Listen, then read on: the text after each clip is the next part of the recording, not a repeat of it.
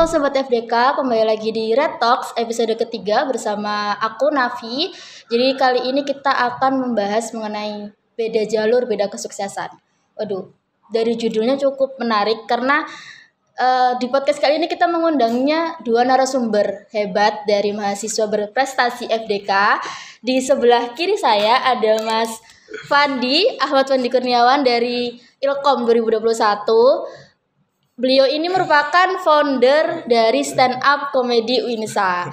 Dan di sebelahnya lagi ada Kak Ahmad Nasiul Huda dari mahasiswa KP 2021. Beliau baru saja menjuarai Duta Santri Nasional 2023. Waduh, dua mahasiswa berprestasi dengan dua jalur yang berbeda. Kita akan kupas tuntas, ngobrol santai di Red Talk episode 3 ini. Gimana caranya mereka menjadi mahasiswa berprestasi FDK Uinsa gitu. Halo, selamat sore Kak Fandi, Kak Nasi, apa kabar? Selamat sore. Halo, selamat sore Kak. Alhamdulillah. Baik ya? Baik. Alhamdulillah, Masya Allah. Kesibukannya apa nih sekarang? Selain menjadi founder dan juga menjabat menjadi Duta Santri Nasional gitu. Dari Kak Fandi dulu, Kesibukan boleh? saya untuk saat ini datang ke podcast ini. Sengaja saya sibukkan. Sudah di ini ya Kak, di booking. Sudah saya planning. Oh, sudah di planning. Saya planning. Udah di planning. Sudah cukup padat berarti ya jadwalnya. Tidak sepadat itu. Kalau Kak Nasi gimana nih? Ya, Menjabat kalau saya- sebagai Duta Santri Nasional, apakah kesibukannya semakin bertambah atau apakah datang ke podcast kali ini cukup? Ya karena saya nggak ada kesibukan, jadinya makanya saya bisa datang ke sini. Aduh, bukan nggak ada, belum kali ya Kak ya?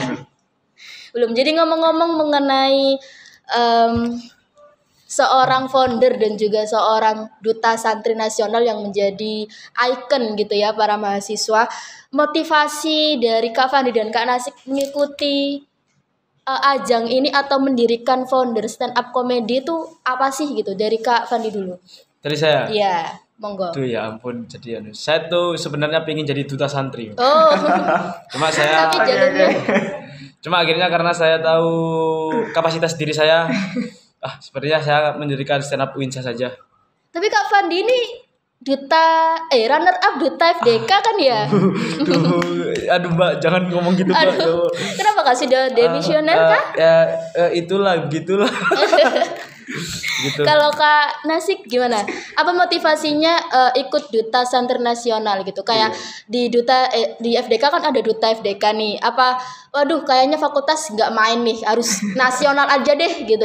Kalau saya itu malah sebenarnya pengennya itu jadi founder stand up begitu. Aduh. Tapi kemudian saya kira kehidupan ini jauh lebih lucu daripada stand up comedy itu sendiri. Jadinya ya udahlah ikut yang lain aja. Iya, maka ini tertukar. Tertukar kita Ya seperti tertukar. itu ya. Hidup kadang-kadang kidding. Oke, nih mendirikan stand up komedi Uinsa dan juga menjabat sebagai Duta Santri Nasional nih. Pastinya ada basic lah ya, maksudnya kayak dari Kak Fandi sendiri jadi founder itu udah ada passion di stand up. Dari Kak Nasik sendiri apakah juga udah ada passion di kedutaan gitu?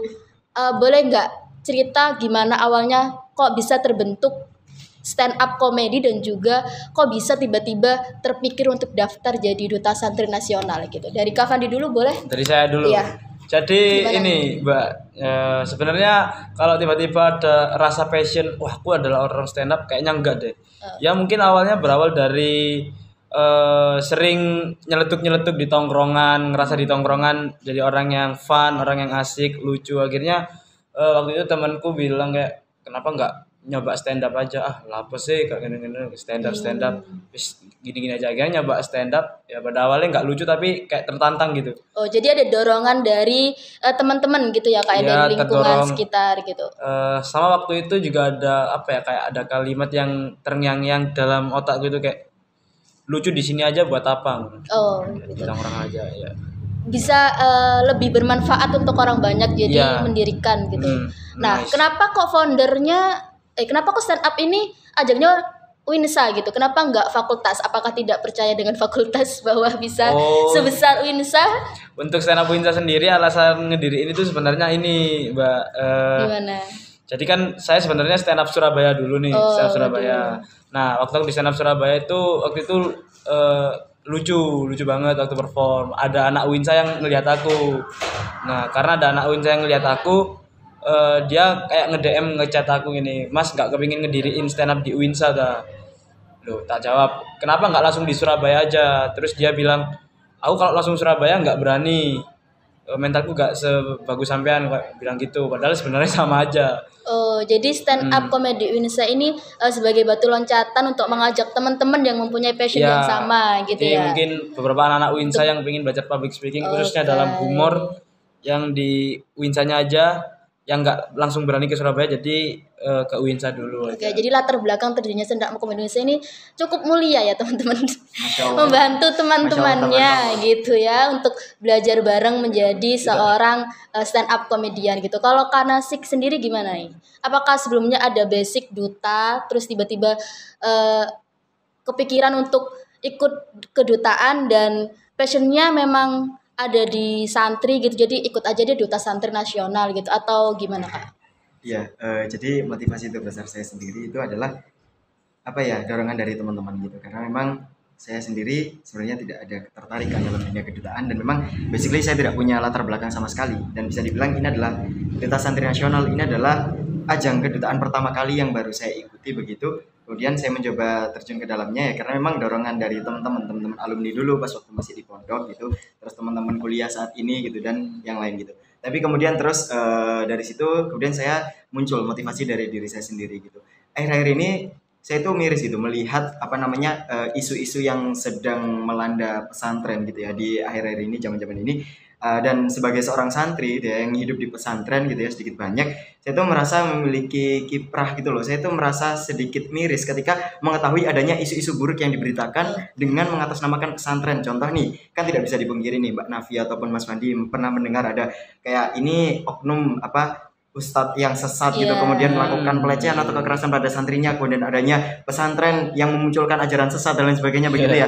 Nah itu kan sangat miris sekali, padahal di balik itu semua itu banyak sekali loh santri-santri yang punya prestasi apa namanya di kancah nasional ataupun internasional, atau juga pesantren yang memiliki terobosan dan inovasi yang luar biasa untuk negeri, tapi sama sekali media nasional itu enggan gitu loh untuk memberitakan hal tersebut. Justru mereka itu apa namanya lebih bergairah atau lebih tertarik untuk memuat hal negatif yang mengatasnamakan pesantren, sehingga saya rasa ini orang awam ketika dia belum mengetahui pesantren bisa saja ini apa namanya mengetahui pesantren dari hal buruk tersebut gitu loh, dengan mengesampingkan hal baik. Nah padahal kan ini ada hal baiknya nih pesantren, banyak sekali malahan gitu loh. Nah saya rasa dengan mengikuti Duta Santri ini bisa menjadi salah satu bridging saya, jembatan saya bagaimana saya nanti bisa tetap membawa citra nama pesantren yang baik khususnya melalui media sosial atau kepada teman-teman Gen Z ini. Oke, jadi latar belakang menjadi founder dan juga menjabat sebagai duta santri nasional ini sama-sama mulia ya. Jadi terlepas dari adanya mereka memiliki nama tersendiri menjadi founder ataupun duta santri, namun latar belakang mereka melakukan hal tersebut adalah untuk menjadikan atau untuk menjadi ikon atau menjadi contoh bahwa mahasiswa itu juga bisa bersuara atau bisa melakukan aksi yang bisa bermanfaat untuk orang-orang sekitar melalui passion yang dimilikinya gitu. Nah, terlepas dari itu semua nih, mendengar cerita Kak Fandi dan juga Kak Nasik mengenai motivasi atau awal mula menjadi founder dan juga menjabat sebagai duta santri, tidak tersebut atau tidak tercetus fakultas menjadi salah satu pendorong atau menjadi support system dalam mahasiswa berprestasi FDK. Apakah fakultas ini kurang mensupport di prestasi non akademik atau bagaimana nih?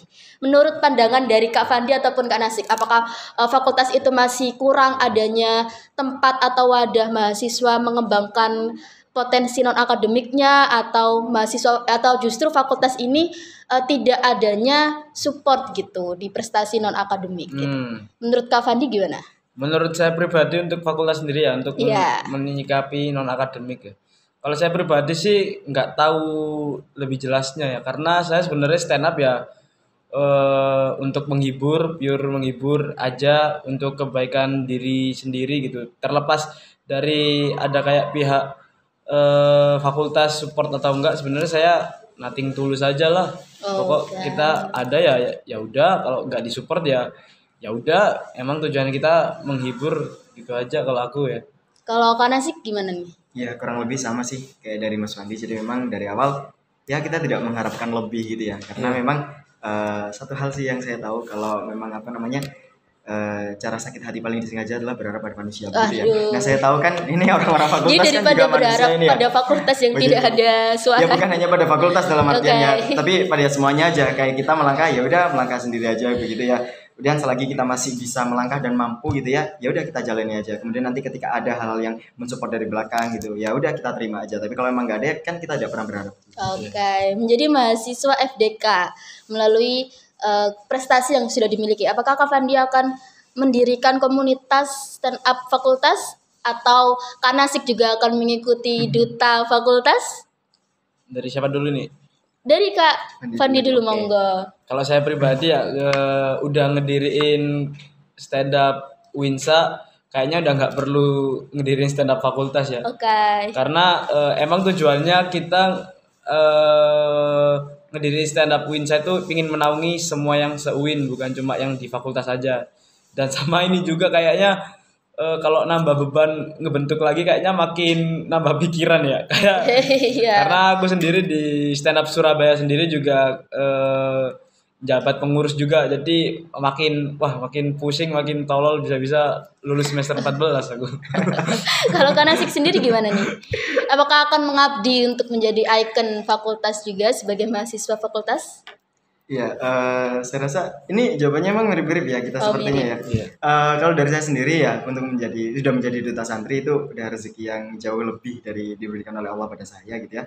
Kemudian untuk menjadi ikon fakultas ya biarkan teman-teman yang lain untuk berkreasi dan juga menuangkan potensi dan juga performa yang dimilikinya di situ. Jadi saya rasa saya sudah diberikan panggung di duta santri. Jadi untuk duta fakultas mungkin itu biarkan teman-teman yang lain. Saya siap untuk mensupport mereka. Kalau saya jadi mereka, jawaban saya kenapa harus downgrade kalau sudah upgrade gitu ya? Jangan begitu. Oh bukan. Oh bukan. Oke, Tidak bukan. ada, tidak ada. Oke, menjadi mahasiswa dengan prestasi non akademik. Apakah menurut Kak Fani dan juga Kak Nasik, prestasi akademik itu harus sejajar dengan prestasi non akademik dalam artian ambis nilai IPK atau tidak nih? Kalau Kalau dari Kak Fandi? saya tuh sebenarnya pengen seimbang. Oh, Mbak. pengen Saya tuh seimbang. Pengen itu seimbang. berarti belum. Belum, serius. Saya tuh sejujurnya pengen seimbang antara akademik sama non akademik. Karena sebenarnya kalau satu condong ke satu aja itu sebenarnya juga gak baik juga. Oke. Cuma sejauh ini Masih diusahakan? Iya masih diusahakan. Masih diusahakan. Akademiknya sering keteteran akademiknya. Kalau Kak Nasik sendiri gimana? Ya siapa sih yang nggak mau nilai akademisnya bagus gitu ya, di sisi lain dia juga aktif dalam non akademik gitu. Jadi saya tetap mengusahakan kedua hal tersebut dan memang alhamdulillah saat ini ya alhamdulillah gitu aja. Jadi memang di samping saya tetap mengikuti sebagai instruksi akademik yang sudah saya usahakan, saya juga berusaha untuk menyeimbangi dengan non akademik juga. Oke. Jadi ya insya Allah aman sih. Aman, sejauh ini aman. Alhamdulillah. Menurut kalian, seberapa penting prestasi non-akademik untuk mahasiswa? 1 sampai 10 dari Kak Fandi. Oh 10. 10, jadi sangat penting. Iya, karena saya berkecimpung di dunia non akademik. Oke. Kalau Kak Nasik 1 sampai 10, seberapa penting? harusnya relatif ya, tapi karena Ya. ini saya yang ditanyai, Ya. ya mungkin 8 lah. 8. Ah, Oke, jadi prestasi non-akademik ini menurut Kak Fandi dan juga Kak Nasik adalah penting gitu ya. Menyikapi hal tersebut, bagaimana melihat mahasiswa kupu-kupu yang sudah kuliah pulang, yang penting EPK lancar dan segala macam. Saya pikir- Dalam artian prestasi non-akademiknya tidak terkejar. Padahal dari rating yang sudah disampaikan oleh Kak Fandi dan Kak Nasik bahwa prestasi non-akademik itu penting.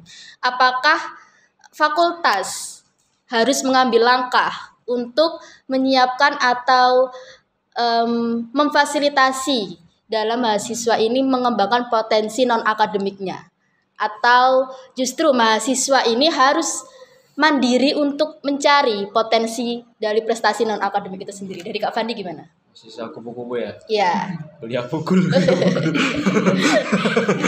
kuliah pukul. Oke. Enggak. Untuk mahasiswa kupu-kupu sebenarnya aku pribadi nggak ada masalah sih untuk mahasiswa kupu-kupu. Biarkan cinta tumbuh sebisanya. Nggak biarkan dia sendiri memilih jalan hidupnya, no. Karena di balik mahasiswa kupu-kupu individunya pasti mungkin ada sesuatu yang dikerjakan di balik itu, baik bekerja ataupun mereka emang kepingin ambis kepada cuma akademiknya saja, ingin menjadi akademisi, seperti itu sih mungkin. Kalau Kak Nasik sendiri? Iya, kalau berbicara mengenai mahasiswa kupu-kupu, sepertinya jenengan sangat tepat. Anda sangat tepat daripada saya. Ya, saya mahasiswa kupu-kupu sebenarnya, kuliah pulang gitu. Tapi kemudian ya seperti yang dibilang oleh Mas Fandi kan, kita tidak pernah tahu, we never know, kayak di balik itu dia ngapain gitu kan, kita tidak tahu. Ada yang milih untuk nyari berkembang di luar begitu ya. Dalam artian di luar dari instansi kampus atau tempat dia belajar. Jadi kayak dia di kampus cuman ya udah belajar aja, dia perbaiki akademiknya, tapi di balik itu mungkin dia aktif di organisasi luar, dia aktif di komunitas luar, dia ikuti event-event ada di luar gitu ya. Ya seperti saya kan eventnya ini kan juga event yang di luar begitu ya. Ya gitu. Berarti poin yang diambil adalah fakultas sendiri masih belum menyediakan media atau tempat untuk mahasiswanya melakukan atau menambah prestasi non akademik secara tidak langsung ya. Karena terlepas dari itu jawaban yang diberikan adalah mereka berdua termasuk mahasiswa kupu-kupu yang dimana prestasi non akademik didapatkan dari luar perkuliahan. Oke, lanjut nih. Ngomong-ngomong tentang mahasiswa tidak terlepas dari organisasi, betul ya? Menurut Kak Fani dan juga Kak Nasik, join organisasi itu penting nggak? Mau Kak Fani dulu gimana? Saya. Yes. Organisasi bisa dibilang relatif sama pilihan orangnya ya. Kalau aku pribadi sekarang di dunia perkuliahan nganggapnya organisasi nggak seberapa penting sih. Karena apa ya, aku belajar dari yang organisasiku SMA, aku nganggapnya too much waktu untuk kayak rapat ngurusi internal. Akhirnya untuk di dunia kuliah saat ini aku lebih sering kayak ikut kepanitiaannya aja yang volunteer di mana udah aku dikasih job desk apa, udah aku ngurusin itu aja, nggak perlu ngurusin seluk-beluknya. Jadi aku fokus di luar, baru di luar kampusnya aku ikut organisasi komunitas di luar, makanya aku ikut komunitas stand up Surabaya. Oke, kalau Kak Nasik sendiri gimana? Ya, kalau saya mungkin ya saya di kuliah ini memang tidak aktif di organisasi manapun bahkan ya. Jadi, tapi tidak kemudian saya menganggap bahwa organisasi itu tidak penting gitu ya. Karena memang semuanya kembali pada orangnya masing-masing. Ada ketika dia itu berproses dalam organisasi, dia merasa lebih nyaman dan dia mendapatkan apa yang dia misikan di dalam itu. Nah, kemudian ada orang juga yang dia itu justru tidak bisa berproses dalam organisasi nih, dia memilih jalan lain gitu ya, seperti tadi. Jadi ya kalau menurut saya itu relatif kembali ke orangnya. Tapi kalau dari diri saya pribadi, saya rasa organisasi itu untuk saat ini di masa perkuliahan ya saya sudah lebih cukup banyak berproses di SMA dulu untuk berorganisasi ya. Udah hatam waktu organisasi SMA begitu. Jadi saya rasa di kuliah ini ya saya ingin nyoba yang lain, bagaimana sih ketika saya hidup di instansi akademik tapi saya tidak berkecimpung di organisasi begitu. Jadi dari depan Kak Nasir dan juga Kak Fandi bisa disimpulkan bahwa organisasi itu penting. Tapi buat mereka telah melakukan tergabung dalam organisasi itu ada yang di luar perkuliahan, ada juga yang sudah dilakukan dari masa SMA gitu. Jadi buat teman-teman mahasiswa FDK nih yang sampai saat ini kayak dirasa kurang atau belum pernah join organisasi, monggo dicoba dan dirasakan sendiri apakah ada manfaatnya gitu ya. Atau menurut Kak Fandi dan juga Kak Nasik, join organisasi itu benefit yang didapatkan tidak sebesar mengikuti organisasi atau komunitas di luar perkuliahan, atau justru benefit yang didapatkan di organisasi kampus itu tidak bisa didapatkan di luar perkuliahan. Dari Kak Fandi sendiri gimana? Tergantung ya, kembali lagi ya emang relatif juga. Tapi kalau menurut aku pribadi, menurut Kak Fandi sendiri, semisal kamu join organisasi di kampus, kayaknya kamu harus juga semacam ikut kegiatan di luar juga biar balance gitu ya. Bukan cuma balance saja. Relasinya bukan stuck relasinya tidak stuck di dalam di sana aja gitu. Bahwa di luar kampus, ekspor di luar kampus kita tuh lebih banyak gitu. Yang perlu kita tahu, wawasannya lebih luas, perlu belajar dari orang-orang yang di luar UIN juga gitu mungkin. Kalau Kak Nasik apakah sama? Iya, segala amal perbuatan itu kan tergantung niatnya ya. Iya. Benar begitu kan? Benar. Jadi Apa namanya? Amalul binniat. Iya. Bum bum bum. Apakah the next duta santri langsung ke dompet? Boleh ya. Nanti ya. Stay tune teman-teman. Saya sarankan. Ya, jadi bagaimanapun ketika dia tuh join entah itu organisasi dalam kampus, organisasi luar kampus, tapi ketika dia tuh niatnya itu udah udah padat nih kayak ya udah ini nanti tujuanku kayak gini-gini. Ya bagaimanapun sepertinya dia akan lancar dalam mengikuti organisasi itu. Nah, kemudian sebaliknya, sekalipun dia ini nih punya misi, aku harus join di luar aja nih gitu, gak mau nih organisasi yang di kampus gitu, tapi sama aja ketika dia itu niatnya juga masih dalam artian pelin-pelan itu nggak jelas itu ya, nanti kembali ke orangnya masing-masing gitu. Jadi lebih ke bagaimana kita menyikapi dalam tergabung sebuah organisasi atau komunitas itu aja sih. Benar, nambah. Sama nambahin juga dari Mas Nasik, kalau sama ini juga, kalau semisal organisasimu udah banyak, jangan nambah organisasi. Serius, karena ini bakal AFK nanti. AFK. Jadinya meninggalkan tanggung jawab gitu ya. Iya. Izin tuh gak baik. Lebih baik fokus ke beberapa organisasi aja, cukup dikit tapi maksimal berdampak sekali, produktif sekali. Daripada izin kan akhirnya job desk-nya dilimpahin ke temennya yang lain kan akhirnya kesusahan ya. Oke.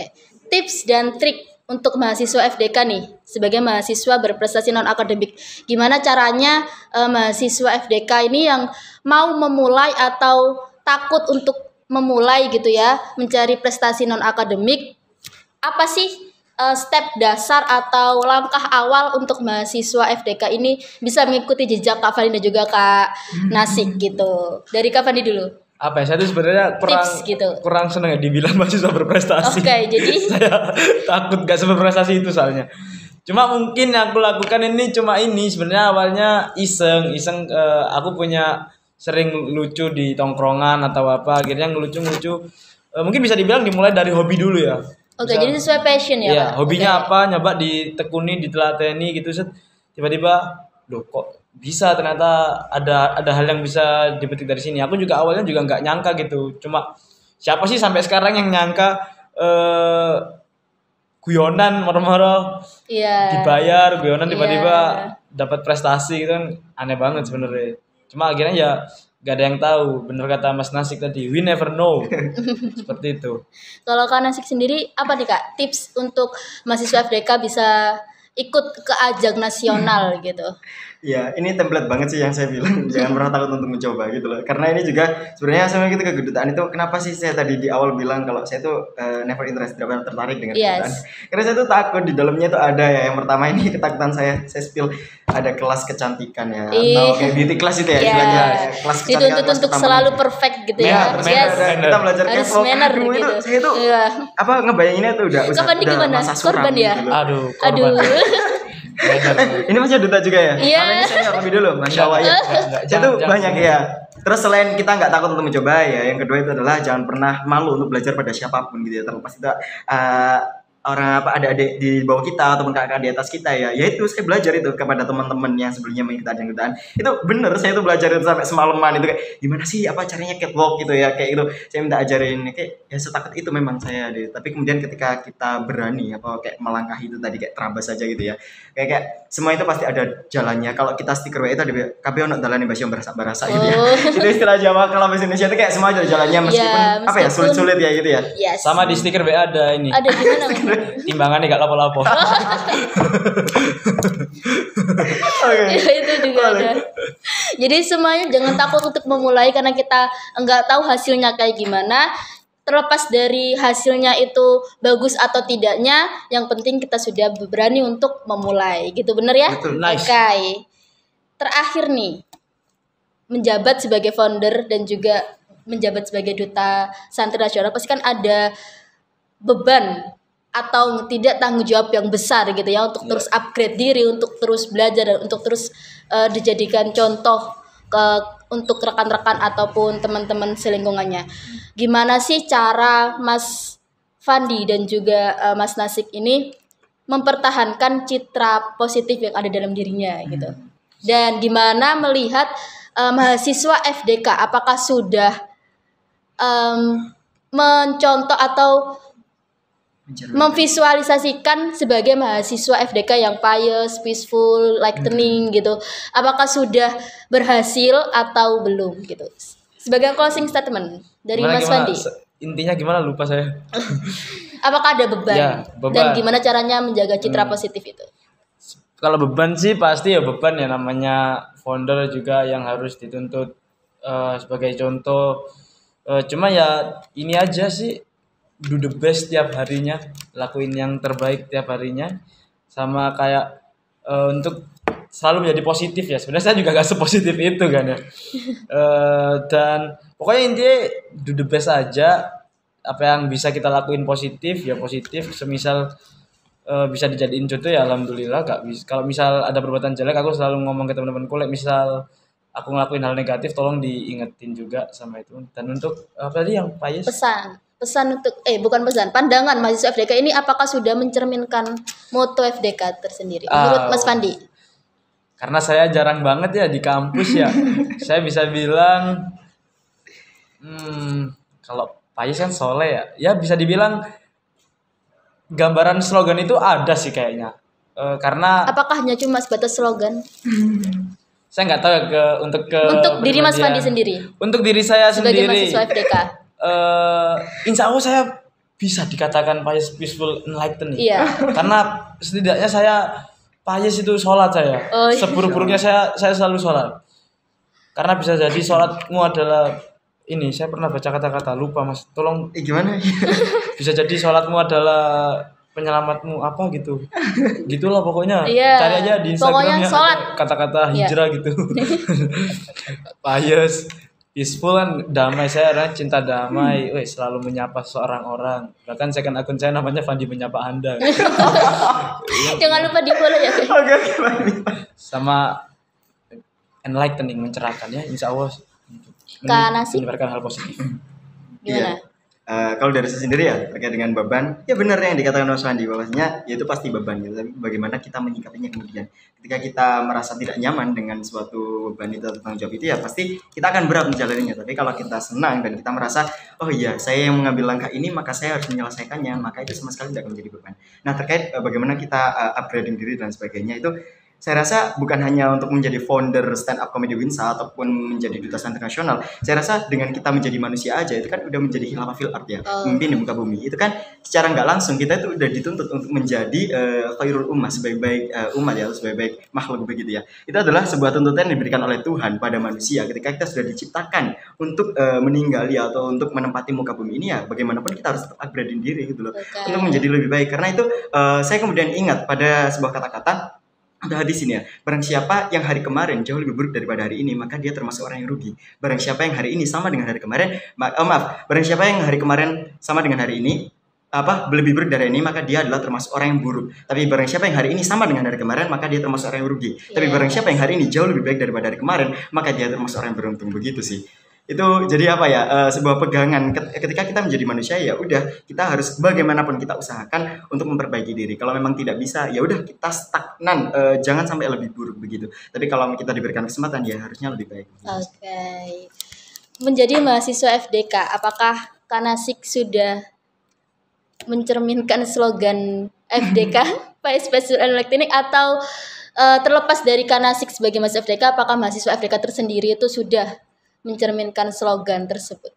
Iya, kalau saya rasa mahasiswa FDK cukup mencerminkan ya, bagaimana ketika kita melihat teman-teman itu ya, dengan melihat mahasiswa datang ke kampus menutup aurat dan sebagainya, terlepas kita adalah UIN atau bukan, saya rasa itu sudah lebih dari mencerminkan begitu ya. Kemudian dari tingkah perilaku ya, kan tidak ada nih yang ora-oraan, tapi dalam kampus sekalipun kita di luarnya keimanan kan itu bukan urusan kita ya, tapi kan kita di sini ketika dia teman-teman mahasiswa ini masuk di kampus, masuk di fakultas dakwah, masuk ke kelas-kelas, mereka itu benar-benar bisa menjaga adabnya. Ketika kita itu dipandang orang luar, misalkan ya ada yang masuk ke FDK, itu pasti kelihatan kok ini loh beneran anak fakultas dakwah gitu. Terlepas ketika teman-teman ini udah keluar dari fakultas, sudah keluar dari Winsa misalkan ya, masa kayak di luar lagi main keimanan, nah orang-orang kan nggak pernah tahu bagaimana identitas mereka. Tapi kan ketika dia ada di fakultas, setidaknya dia sudah mempertanggungjawabkan bagaimana ketika dia menjaga citra sebagai mahasiswa fakultas dakwah. Nah untuk dari saya sendiri, apakah sudah mencerminkan? Saya rasa saya belum bisa menilai diri sendiri. Itu tanyakan pada teman-teman saya begitu ya. Apakah sudah mencerminkan atau belum? Duta santri pasti. Nggak begitu. Begitu sih. Gitu. Iya. Jadi yang bisa kita dapat nih dari podcast sore hari ini, terlepas dari apapun apapun buruk dari obrolan kita sore hari ini, tapi yang perlu digarisbawahi adalah jangan takut untuk memulai, jangan takut untuk selalu upgrade diri, dan jangan takut untuk selalu mencari peluang menjadi mahasiswa berprestasi. Tidak hanya menjadi mahasiswa berprestasi akademik, tapi non akademik juga sangat penting. Jadi sekian dari Read Talks episode 3 sore hari ini. Sampai ketemu lagi di episode berikutnya. Bye bye.